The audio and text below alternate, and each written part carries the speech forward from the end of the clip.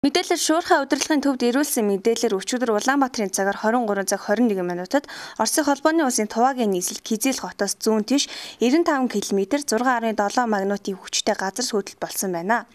Нийслэлийн хэмжээ Сонгон харихын дүүргийн 5 шар, Баянгол дүүргийн 10 дугаар хороодол, Төмөр зам орчим, Хаан уул дүүргийн 120 мянгатын хавьд, Баянзүрх дүүргийн офицеруудын ордны орчим, шинээр ашиглалтанд орсон байруудад чичирхийлэл мэдрэгдсэн байна. Орон нутагт Увс, Завхан, Хөвсгөл аймгийн Заримсөв, Дархан уул аймагт мэдрэгдсэн байх юм а. За энэ газар хөдлөлтийн чичиргээ нь Улаанбаатарт яг мөн цаг минутанд мэдрэгдсэн. Гэхдээ энэний дэвэл тэнд 6.6 магнитны газар хөдлөлт боловч манайд бол зөвхөн чичирхийлэл мэдрэгдсэн. Тэгэхээр энэ хоёроор ялгаатай.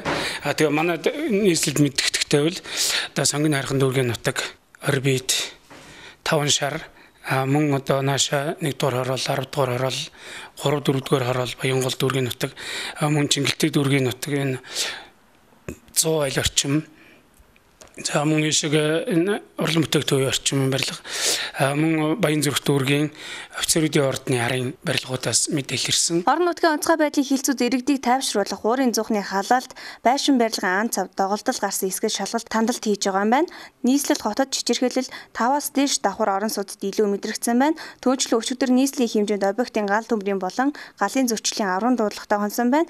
Дуудлагын дагуу онцгой байдлын ерхий газрын онцгой байдлын хилцүүдийн аврах гал унтраах 10, 29, 34, 66 дугаар ангийн аврагч гал унтрагч цөнөөгчд ажилласан байна.